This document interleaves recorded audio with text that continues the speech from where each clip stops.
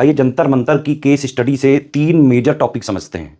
सबसे पहली बात, किसी भी मेजर न्यूज से करंट अफेयर कैसे निकालें, कितना पार्ट उसका पढ़ना जरूरी है। जैसे ये बहुत बड़ी इवेंट है, लोग क्रांति कह रहे हैं, ये सिर्फ एक पॉलिटिकल न्यूज नहीं है।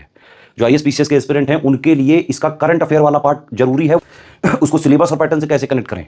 3 स्टेज की जो प्रोसेस होती है सिविल सर्विसेज एग्जाम्स की, यूपीएससी की, स्टेट पीसीएस की, प्रीलिम्स जो स्क्रीनिंग टेस्ट होता है, मेंस जो नॉलेज टेस्ट होता है, इंटरव्यू जो पर्सनालिटी टेस्ट होता है। तो ये जो न्यूज़ है ये बहुत इंपॉर्टेंट न्यूज़ है इस साल के एग्जाम के लिए भी, आने वाले 4-5 साल के एग्जाम के लिए भी। इस न्यूज़ से करंट अफेयर वाला पार्ट कैसे निकालें, है ना। इस प्रीलिम्स, मेंस और इंटरव्यू में क्या क्या जरूरी हो सकता है, कैसे पढ़ना होता है, 360 डिग्री एनालिसिस करके, what why where how, latest update, government ने क्या बोला, स्टूडेंट के लिए जानना जरूरी है, न्यूट्रल चीजें, प्री में क्या फैक्ट्स आ सकते हैं, मेंस में जो है कैसे कनेक्ट करके पूछा जा सकता है, इंटरव्यू में कैसे सीधे सवाल पूछा जा सकता है कि आप क्या समझते हैं इस प्रोटेस्ट से, है ना। आप अगर एजुकेशन सेक्रेटरी होते तो क्या करते हैं। ये मल्टी डायमेंशंस इसके जो है आपको पढ़ने चाहिए एक आईएएस पीसीएस एस्पिरेंट को।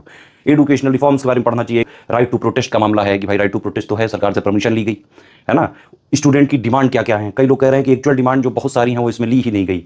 पुलिस ने क्या ब्रूटैलिटी की, जो वीडियोस वगैरह आ रहे हैं। तो ये जो सपोर्टर्स हैं करंट गवर्नमेंट के, वो कह रहे हैं भाई देशद्रोही होंगे, फॉरेन फंडिंग, रिलीजियस स्लोगन्स जो है इसमें हो रहे हैं।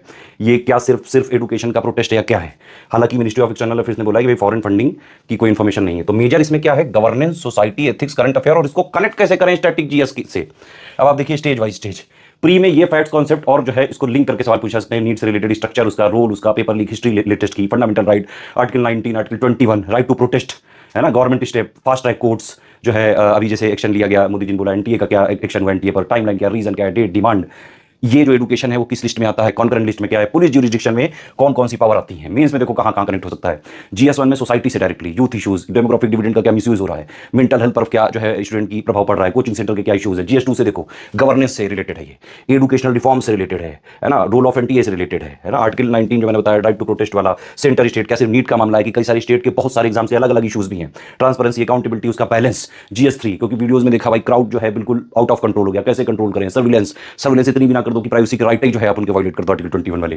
टेक्नोलॉजी का कैसे यूज करें एग्जाम में, है ना। AI, biometrics, ethics in public administration पे सीधे जो है कनेक्ट करके पूछ सकते हैं। इमोशनल इंटेलिजेंस में इंस्टीट्यूशनल इंटीग्रिटी पे जो है कनेक्ट करके पूछ सकते हैं। इंपैथी और जो है पुलिस एथिक्स पे। इसे में ये टॉपिक पे भाई ट्रस्ट क्यों घटा, एजुकेशन सिस्टम की इंटीग्रिटी, फेयरनेस, रिफॉर्म, क्रेडिबिलिटी पे सवाल है।